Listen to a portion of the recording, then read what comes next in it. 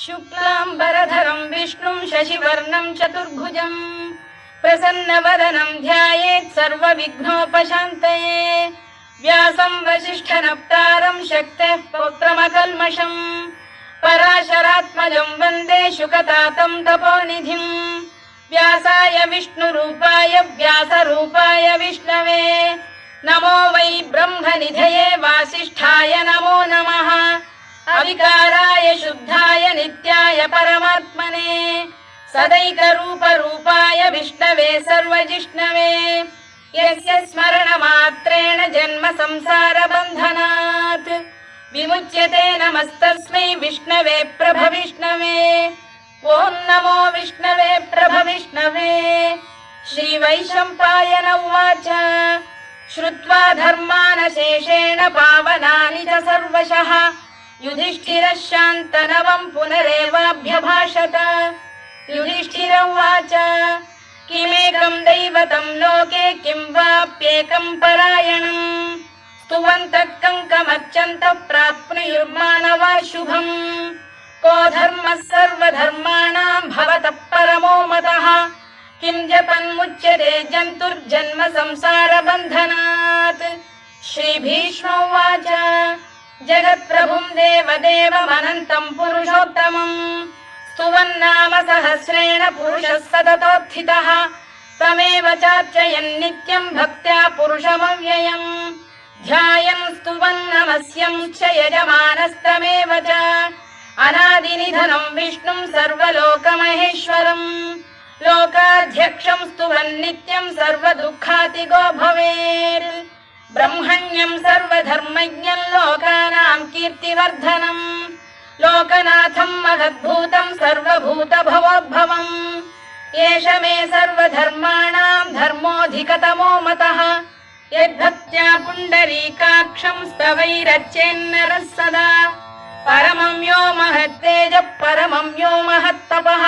परमं यो महद्ब्रह्म परमं यः परायणम् पवित्राणां पवित्रं यो मङ्गलानां च मङ्गलम् दैवतं देवतानां च भूतानां यो व्ययः यतः सर्वाणि भूतानि भवन्त्यादियुगागमे यस्मिंश्च प्रलयं यान्ति पुनरेव युगक्षये तस्य लोकप्रधानस्य जगन्नाथस्य भूपते विष्णोर्नाम सहस्रं मे शृणु पापभयापहम् यानि नामानि गौणानि विख्यातानि महात्मनः ऋषिभिः परिगीतानि तानि वक्ष्यामि भूतये। ऋषिर्नाम्नां सहस्रस्य वेदव्यासो महामुनिः छन्दोऽनुष्टुप् तथा देवो भगवान् देवकीसुतः अमृतांशुद्भवो बीजं शक्तिर्देवकीनन्दनः त्रिसामाहृदयं तस्य शान्त्यर्थे विनियुज्यते विष्णुं जिष्णुं महाविष्णुं प्रभविष्णुं महेश्वरम् अनेकरूपदैत्यान्तं नमामि पुरुषोत्तमम्। अस्य श्रीविष्णोर्दिव्यसहस्रनामस्तोत्रमहामन्त्रस्य श्रीवेदव्यासो भगवान् ऋषिः अनुष्टुप्छन्दः श्रीमहाविष्णुः परमात्मा श्रीमन्नारायणो देवता अमृतांशुद्भवो भानुरिति बीजम्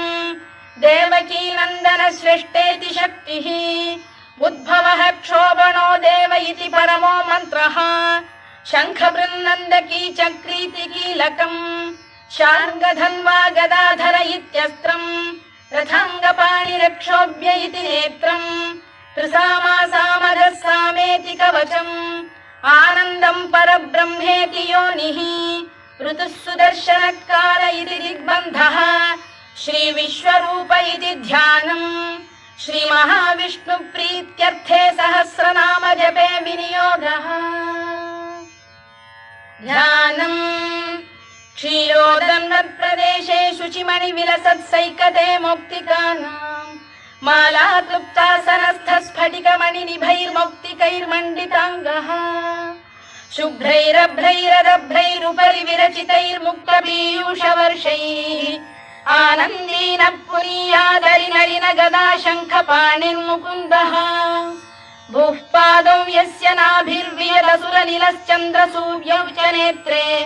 कर्णावाशा शिरोद्यौर्मुखमपि दहनो यस्य वास्तेयमब्धिः अन्तस्थं यस्य विश्वं सुरनरखगो भोगि गन्धर्व दैत्यैः चित्रं रम्यते तं त्रिभुवन वपुषं विष्णुमीशं नमामि। ॐ नमो भगवते वासुदेवाय। शान्ताकारं भुजगशयनं पद्मनाभं सुरेशं विश्वाधारं गगनसदृशं मेघवर्णं शुभाङ्गम्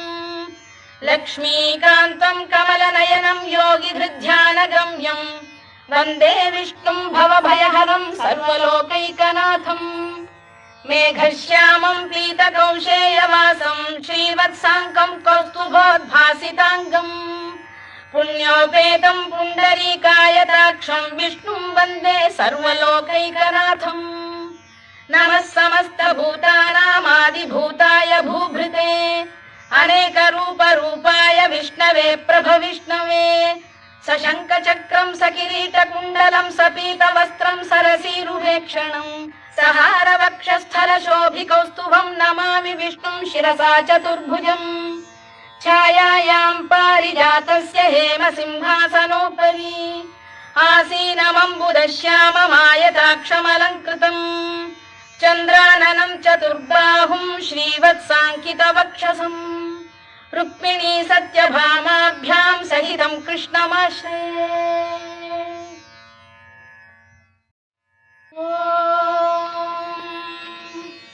विश्वं विष्णुर्वषत्कारो भूतभव्य भवत्प्रभुः भूतभृद्भावो भूतात्मा भूतभावनः भूतात्मा परमात्मा च मुक्तानां परमागतिः अव्ययः पुरुषः साक्षी क्षेत्रज्ञोऽक्षर एव च योगो योगविदां नेता प्रधानपुरुषेश्वरः नारसिंहवपुः श्रीमान् केशवः पुरुषोत्तमः सर्वः शिवस्थाणुर्भूतादिर्निधिरव्ययः सम्भवो भावनो भर्ता प्रभवः प्रभुरीश्वरः स्वयंभूः शम्भुरादित्यः पुष्कराक्षो महास्वनः अनादिनिधनो धाता विधाता धातुरुत्तमः अप्रमेयो ऋषिकेशः पद्मनाभोऽमरप्रभुः विश्वकर्मा मनुस्पष्टा स्थविष्ठस्थविरो ध्रुवः अग्राह्यः शाश्वतः कृष्णो लोहिताक्षप्रदर्दनः प्रभूतस्त्रिककुब्धाम पवित्रं मङ्गलं परम् ईशानप्राणदप्राणो ज्येष्ठः श्रेष्ठः प्रजापतिः हिरण्यगर्भो भूगर्भो माधवो मधुसूदनः ईश्वरो विक्रमी धन्वी मेधावी विक्रमक्रमः अनुत्तमो दुराधर्षः कृतज्ञः कृतिरात्मवान्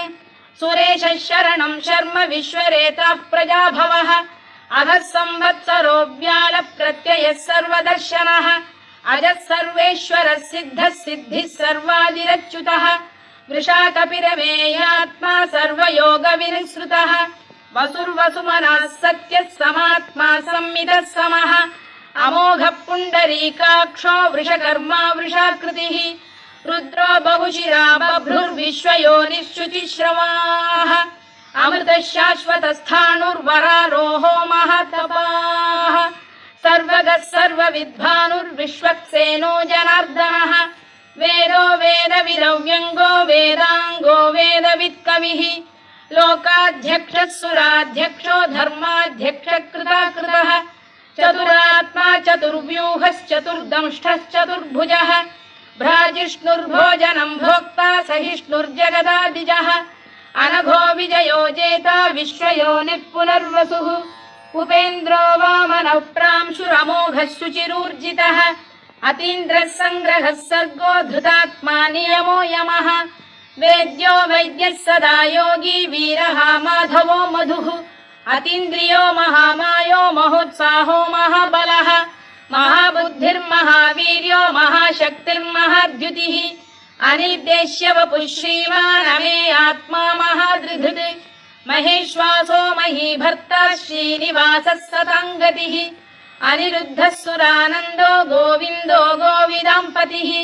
मरीचिर्दमनो हंसः सुपर्णो भुजगोत्तमः हिरण्यनाभः सुतपाः पद्मनाभः प्रजापतिः अमृत्युः सर्वदृक्सिंहः सन्धाता सन्धिमान् स्थिरः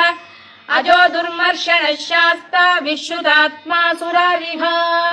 गुरुर्गुरुतमो धाम सत्यः सत्यपराक्रमः निमिषो निमिषस्रग्वी वाचस्पतिरुदारधीः अग्रणीर्ग्रामणी श्रीमान् न्यायो नेता समीरणः सहस्रमूर्धा विश्वात्मा सहस्राक्षः सहस्रपात् आवर्तनो निवृत्तात्मा संवृतः सम्प्रमर्दनः अधः संवर्तको वह्निरनिलो धरणीधरः सुप्रसाद प्रसन्नात्मा विश्वधृक् विश्वभुग्विभुः सत्कर्ता सत्कृतः साधुर्जह्नुर्नारायणो नरः असंख्येयो प्रमेयात्मा विशिष्टः शिष्टकृच्छुचिः सिद्धार्थः सिद्धसङ्कल्पः सिद्धिदः सिद्धिसाधनः वृषाही वृषभो विष्णुर्वृषपर्वा वृषोदरः वर्धनो वर्धमानश्च विविक्तः श्रुतिसागरः सुभुजो दुर्धरो वाग्मी महेन्द्रो वसुदो वसुः नैकरूपो बृहद्रूपः शिपिविष्टप्रकाशनः ओजस्तेजोद्युतिधर प्रकाशात्मा प्रतापनः वृद्धस्पष्टाक्षरो मन्त्रश्चन्द्रांशुर्भास्करद्युतिः अमृतांशुद्भवो भानुः शशबिन्दुः सुरेश्वरः औषधम् जगतः सेतुः सत्यधर्मपराक्रमः भूतभव्यभवन्नाथः पवनः पावनो नरः कामः कामकृत्कान्तः कामः कामप्रदप्रभुः युगादिकृद्युगावर्तो नैकमायो महाशनः अदृश्यो व्यक्तरूपश्च सहस्रजिदनन्तजित् इष्टो विशिष्टः शिष्टेष्टः शिखण्डी नघुषो वृषः क्रोधः क्रोधकृत्कर्ता विश्वबाहुर्महीधरः अच्युत प्रतिथ प्राण प्राणदो वासवानुजः अपां निधिरधिष्ठानमप्रमत्त प्रतिष्ठितः स्कन्द स्कन्दधरो धुर्यो वरदो वायुवाहनः वासुदेवो बृहद्भानुरादिदेवः पुरन्दरः अशोकस्तारणस्तारः शूरः शौरिर्जनेश्वरः अनुकूलः शतावर्तः पद्मी पद्मनिभेक्षणः पद्मनाभोरविन्दाक्षः पद्मगर्भः शरीरभृत् महर्धिर्वृद्धो वृद्धात्मा महाक्षो गरुडध्वजः अतुलः शरभो भीमः समयज्ञो हविर्हरिः सर्वलक्षणलक्षण्यो लक्ष्मीवान् समितिञ्जयः विक्षरो रोहितो मार्गो हेतुर्दामोदरः सः महीधरो महाभागो वेगवानमिताशनः उद्भवः क्षोभणो देवः श्रीगर्भः परमेश्वरः करणम् कारणम् कर्ता विकर्ता गहनो गुहः व्यवसायो व्यवस्थानः संस्थानस्थानदो ध्रुवः परद्धिः परमस्पष्टः तुष्टः पुष्टः शुभेक्षणः रामो विरामो विरतो मार्गो नेयोनयोनयः वीरः शक्तिमताम् श्रेष्ठो धर्मो धर्मविदुत्तमः वैकुण्ठः पुरुष प्राण प्राणद प्रणव पृतुः हिरण्यगर्भः शत्रुघ्नो व्याप्तो वायुरधोक्षजः ऋतुः सुदर्शनकारः परमेष्ठी परिग्रहः उग्रः संवत्सरो दक्षो विश्रामो विश्वदक्षिणः विस्तारस्थावरस्थाणुप्रमाणम् बीजमव्ययम् अर्थोऽनर्थो महाकोशो महाभोगो महाधनः अनिर्विण्णस्थविष्ठो भूर्धर्मयूपो महामखः नक्षत्रनेमिर्नक्षत्री क्षमः क्षामः समीहनः यज्ञयुज्यो महेज्यश्च क्रतुः सत्रम् सताम् गतिः सर्वदर्शी विमुक्तात्मा सर्वज्ञो ज्ञानमुत्तमम् सुव्रतः सुमुखः सूक्ष्मः सुघोषः सुखदः सुहृद् मनोहरोजितक्रोधो वीरबाहुर्विदारणः स्वापनः स्ववशो व्यापी नैकात्मानैककर्मकृत् वत्सरो वत्सलो वत्सी रत्नगर्भोधनेश्वरः धर्मकृद्धर्मकृद्धर्मी सदसक्षरमक्षरम् अविज्ञाता सहस्रांशुर्विधाता कृतलक्षणः गभस्तिनेमिः सत्तस्तः सिंहो भूतमहेश्वरः आदिदेवो महादेवो देवेशो देवभृद्गुरुः उत्तरो गोपतिर्गोप्ता ज्ञानगम्यः पुरातनः शरीरभूतभृद्भोक्ता कपीन्द्रो भूरि दक्षिणः सोमपोऽमृतपः सोमः पुरुजित्पुरुषत्तमः विनयो जयः सत्यसन्धो दाशार्हः सात्वताम् पतिः जीवो विनयिता साक्षी मुकुन्दो मितविक्रमः अम्भोनिधिरनन्तात्मा महोदधिशयोऽन्तकः अजो महार्घः स्वाभाव्यो जितामित्रप्रमोदनः आनन्दो नन्दनो नन्दः सत्यधर्मात्रिविक्रमः महर्षि कपिलाचार्यः कृतज्ञो मेदिनीपतिः त्रिपदस्त्रिदशाध्यक्षो महाशृङ्गकृतान्तकृत् महावराहो गोविन्दः सुषेणः कनकाङ्गनी गुह्यो गभीरो गहनो गुप्तश्चक्रगदाधरः वेधास्वाङ्गो जितकृष्णो दृढः सङ्कर्षणोच्युतः वरुणो वारुणो वृक्षः पुष्कराक्षो महामनाः भगवान् भगहानन्दी वनमाली हलायुधः आदित्यो ज्योतिरादित्यः सहिष्णुर्गतिसप्तमः सुधन्वाखण्ड परशुर्दारुणो द्रविणप्रदः दिवस्पृक् सर्वदृग्व्यासो वाचस्पतिरयो निजः त्रिसामासामगः साम निर्वाणम् भेषजम् भिषज सन्न्यासकृच्छमः शान्तो निष्ठा शान्तिपरायणम् शुभाङ्गः शान्तिदः स्रष्टा कुमुदः कुवलेशयः गोहितो गोपतिर्गोप्ता वृषभाक्षो वृषप्रियः अनिवर्ती निवृत्तात्मा संक्षेप्ताक्षेमकृत् शिवः श्रीवत्सवक्षः श्रीवासः श्रीपतिः श्रीमताम्बरः श्रीधः श्रीशः श्रीनिवासः श्रीनिधिः श्रीविभावनः श्रीधर श्रीकर श्रेयः श्रीमान् लोकत्रयाश्रयः स्वक्षस्वङ्गः शतानन्दो नन्दिर्ज्योतिर्गणेश्वरः विजितात्मा विधेयात्मा सत्कीर्तिश्चिन्न संशयः उदीर्णः सर्वतश्चक्षुरनीशः शाश्वतः स्थिरः भूषयो भूषणो भूतिर्विशोकः शोकनाशनः अर्चिष्मानर्चितः कुम्भो विशुद्धात्मा विशोधनः अनिरुद्धो प्रतिरथ प्रद्युम्नोमित विक्रमः कालनेमिनिः वीरः शौरिः शूरजनेश्वरः त्रिलोकात्मा त्रिलोकेशः केशवः केशिहा हरिः कामदेवः कामपालः कामी कान्तकृतागमः अनिर्देश्य वपुर्विष्णुर्वीरोऽनन्तो धनञ्जयः ब्रह्मण्यो ब्रह्मकृद्ब्रह्मा ब्रह्म ब्रह्मविवर्धनः ब्रह्मविब्राह्मणो ब्रह्मी ब्रह्मज्ञो ब्राह्मणप्रियः महाकमो महाकर्मा महातेजा महोरगः महाक्रतुर्महायज्वा महायज्ञो महाहविः स्तव्यस्तव प्रियस्तोत्रम् स्तुतिस्तोतारणप्रियः पूर्णः पूरयिता पुण्यः पुण्यकीर्तिरनामयः मनोजवस्तीर्थकरो वसुरेता वसुप्रदः वसुप्रदो वासुदेवो वसुर्वसुमनाहविः सद्गतिः सत्कृतिः सत्ता सद्भूतिः सत्परायणः शूरसेनो यदुश्रेष्ठः सन्निवासः सुयामुनः भूतावासो वासुदेवः सर्वासु निलयो नलः दर्पः दर्पदो दृप्तो दुर्धरोऽथा पराजितः विश्वमूर्तिर्महामूर्तिर्दीप्तमूर्तिरमूर्तिमान् अनेकमूर्तिरव्यक्तः शतमूर्तिः शताननः एकोनैकः स वक्र किं यत्तत्पदमनुत्तमम् लोकबन्धुर्लोकनाथो माधवो भक्तवत्सलः सुवर्णवर्णो हेमाङ्गो वराङ्गश्चन्दनाङ्गदी वीरः विषमः शून्यो घृता क्षीरचरश्चरः अमानी मानदो मान्यो लोकस्वामी त्रिलोकधृत् सुमेधा मेधजो धन्यः सत्यमेधाधराधरः तेजो वृषोद्युतिधरः सर्वशत्रभृताम्बरः प्रग्रहो निग्रहो व्यग्रो नैकशृङ्गो गदाग्रजः चतुर्मूर्तिश्चतुर्बाहुश्चतुर्व्यूहश्चतुर्गतिः चतुरात्मा चतुर्भावश्चतुर्वेदविदेकपात् समावर्तो निवृत्तात्मा दुर्जयो दुरधिक्रमः